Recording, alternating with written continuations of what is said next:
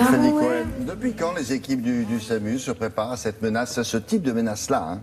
Alors ça fait longtemps effectivement que le SAMU, les équipes des sapeurs-pompiers, les hôpitaux et en particulier les hôpitaux de Paris se préparent et donc sont prêtes à s'occuper de victimes de terrorisme. Mais sur ce point précis, effectivement, vous l'avez dit, ces situations où il y a plusieurs attentats par arme à feu au même moment dans des endroits différents, effectivement c'est une préparation spécifique et ça fait plus de 2 ans que ces équipes médicales se préparent à ce type d'attentats.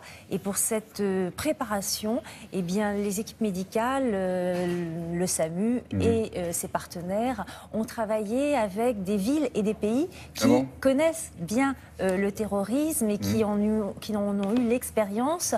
Notamment, ils ont travaillé avec leurs homologues de Madrid, de Londres, où il y a eu des attentats ponctuels, mais surtout, ils ont travaillé aussi avec leurs homologues en Israël, qui est un pays où malheureusement la population civile est confrontée quasi quotidiennement à des actions terroristes. Donc ils se sont inspirés de toutes ces expériences-là pour mettre au point un plan d'action, une logistique qu'ils ont évidemment mise en pratique vendredi soir. D'autant plus que certaines équipes étaient le matin même en exercice pour ce type de situation-là. Exactement. Donc ils étaient en exercice de simulation sur ce type d'action, sur ce type d'attentat. Donc attentat par arme à feu dans plusieurs endroits au même moment.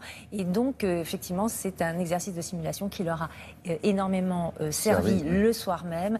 C'est ce que nous explique le professeur Carly, qui est le chef du service du SAMU de Paris. Donc il nous explique en quoi consistait leur plan d'action. Dans cette prise en charge, il y a 3 points que je voudrais souligner. Premièrement, les blessés par balle nécessitent un traitement particulier sur le terrain par les équipes SAMU-SMUR et à l'hôpital.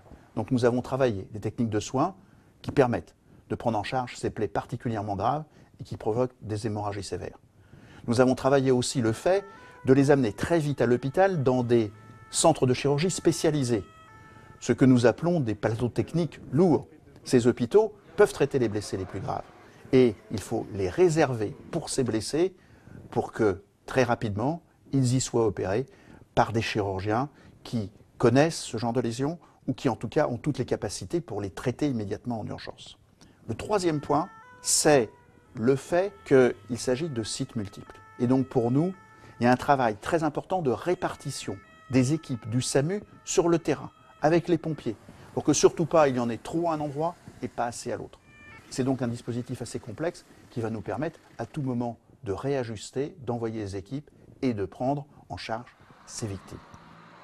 Le hasard a voulu que le vendredi matin, nous avions prévu un exercice. Ici, au SAMU de Paris, avec les 8 SAMU de la région Île-de-France, avec les sapeurs-pompiers, nous étions tous réunis pour travailler notre coordination avec un exercice de simulation et voir comment nous pouvions améliorer notre répartition sur terrain, notre efficacité et notre connexion avec l'hôpital.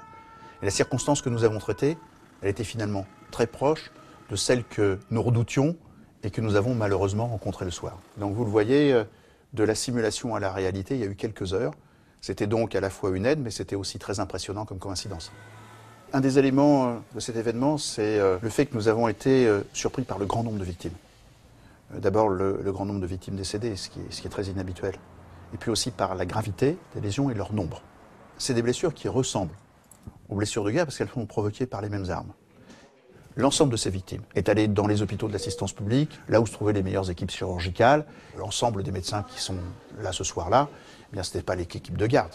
C'est l'ensemble des équipes qui sont revenues travailler. Il y a eu une mobilisation exceptionnelle. Et donc les meilleurs chirurgiens étaient là, avec les meilleures équipes pour les prendre en charge.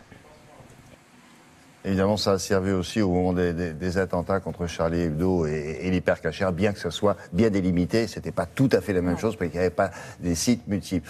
Merci beaucoup, Brigitte. À tout à l'heure.